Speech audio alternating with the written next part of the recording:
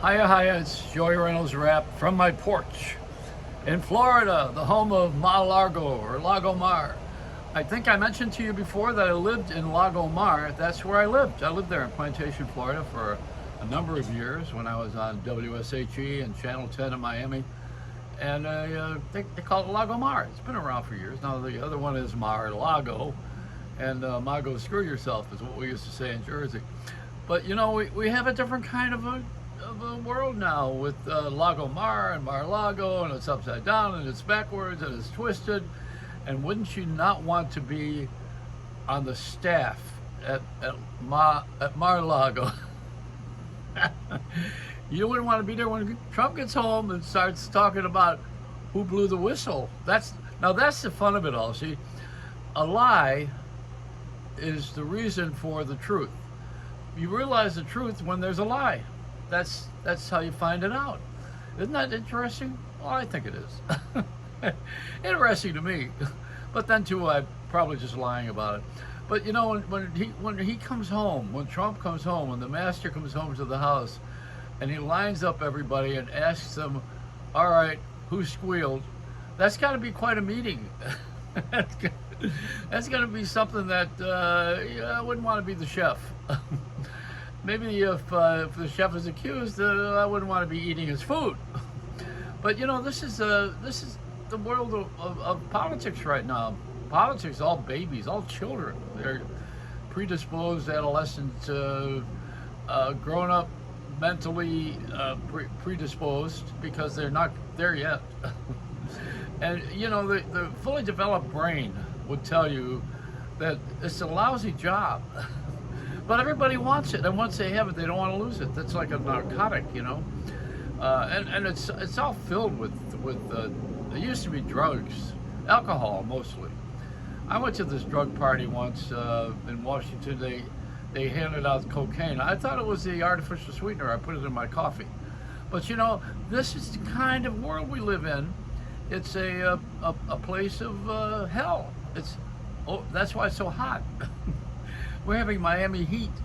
Where? In Maine. They're having it everywhere. Miami was known for its heat. Now everybody, when they use the word heat, it used to mean a gun in New York. And boy, is it dangerous. See, this is why tourists don't go to New York now. They're afraid.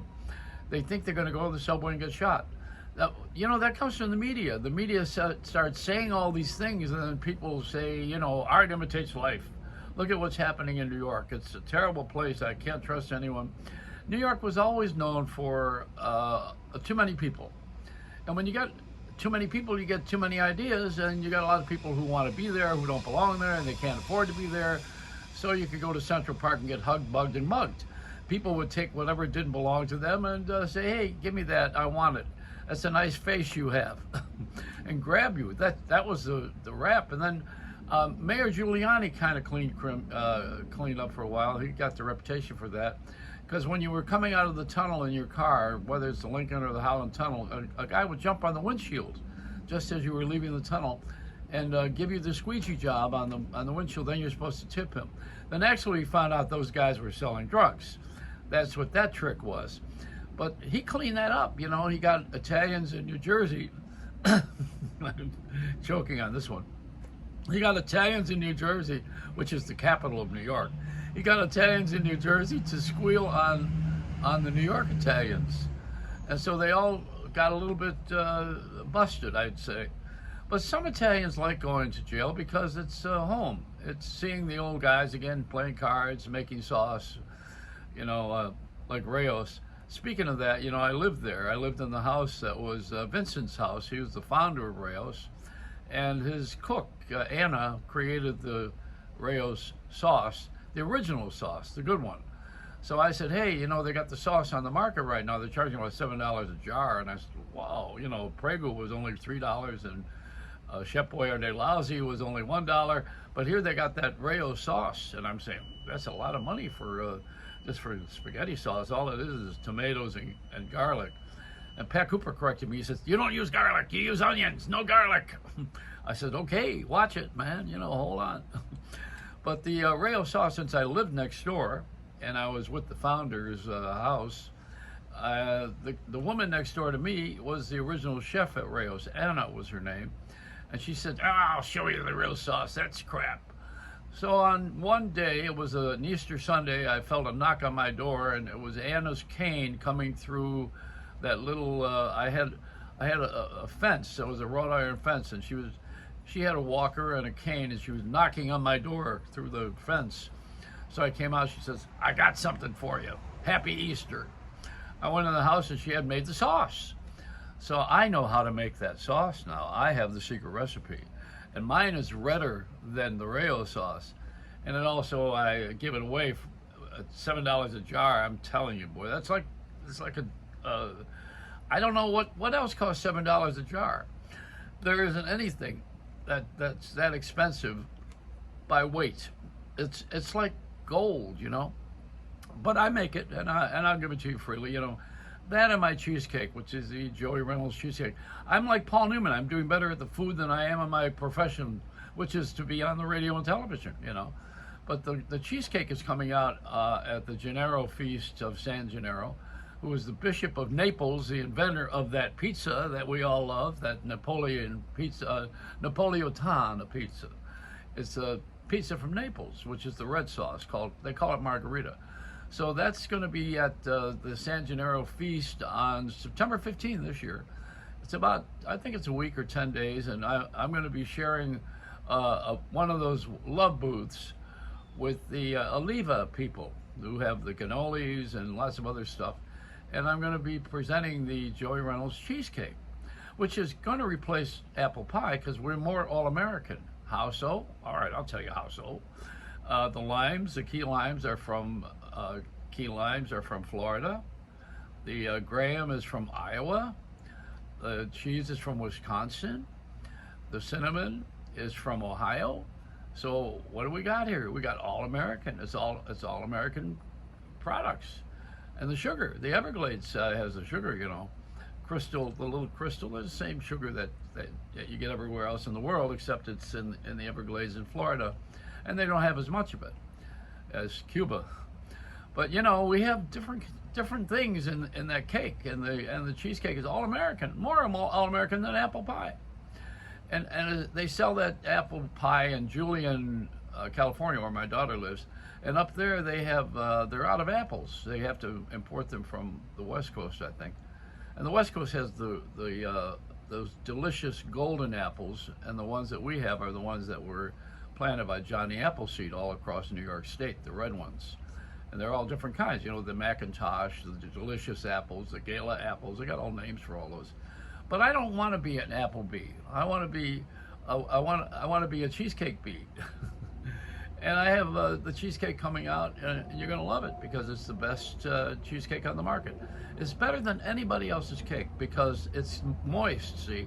You don't have to eat, you don't have to drink with it. New York cheesecake is usually very dry. And this has got a Florida touch to it, you know, it's more moist because it rains here all the time, that's why. Now, you know, when you do the weather forecast, speaking of that, in Florida, I always get very annoyed because I say, what are they giving the weather forecast for? What it means today is it's summer. We got a word that describes this, humidity. You know, your armpits are sagging from the humidity. And you can't keep a deodorant under there. Well, maybe a little baking soda. Same thing that kills the smell in the refrigerator. And then they found out the smell is coming from the baking soda. You can't, life's got its own pitfalls, or it is the pits. So we have this cheesecake coming out now, the Joey Reynolds famous cheesecake. Only one taste to begin with, just the key lime to begin with. I'm not going to get into a whole series of different flavors. Let Costco and BJ's and Sam's Club do all that. For $11, you can get these cakes that are like doorstops. This is a cake that's made with love. It's a generous cake. It's small enough for you to eat the whole thing by yourself. Don't do that. So I'm going to put that online, you know, sell it online. You can go to JoeyReynoldsCheesecake.com. I don't think that's published yet. It's on Facebook. You go Facebook, Joey Reynolds. It's on Facebook, Joey Reynolds Cheesecake. It's / Joey Reynolds Cheesecake. So that's the story of that so far. So you get a little background. The food is fusion. You know, that's why they have that sport now, which is a combination of paddleball and tennis. It's called pickleball. Pickleball, nothing to do with eating pickles. Not that there's anything wrong with cucumbers going wrong, but you know, they have this pickleball, which is a fusion. It's a combination of games, like the food has been, you know, and we have the confusion in this society right now. We want to join the young market with the older market. The older people want something, and the younger people are just experiencing something, and they want their own thing. They use their own word. My word to describe the way people are is swagger. People have swagger. That means that they're a little bit self-centered and have a disregard for the rules and break them all. That sounds like my career. Which is, I'm glad I'm making the cheesecake. Cheesecake does not have swagger. Because when you're making cake, you have to have a discipline and a formula. You know, it's got to be made the same way all the time. That's why McDonald's got famous. The hamburger always tastes the same. I try to not put that in my cheesecake.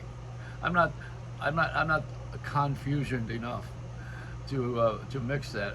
Besides, I think people like French fries and they like apple pie, but you're gonna really like the pizza that has the pepperoni in the crust now, and they have they put all kinds of cheeses on it. You know, everybody's mixing everything up right now. That's why you go to Walgreens, which is a drugstore, to buy milk.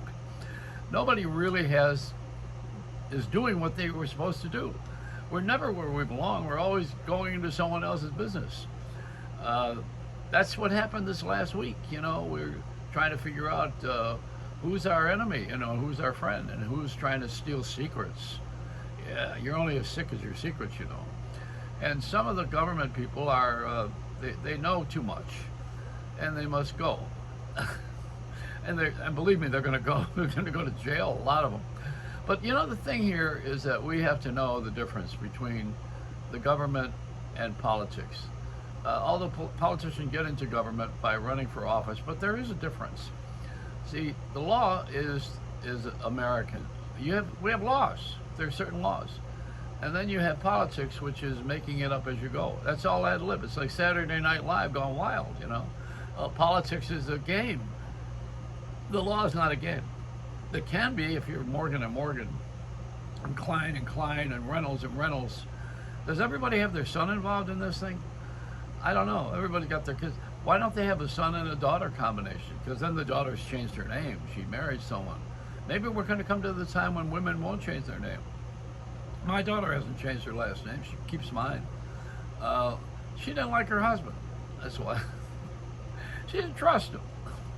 So when he went with his own name anyway. And then she got another guy. I don't think she's using his name either. Come to think of it, you know, we have a nameless. No, people do call us certain things. We have been using names. I don't know that I want to use some of them. What was the thing that I was thinking about with that? There was a. Oh yeah. Oh well, I can't tell you about it.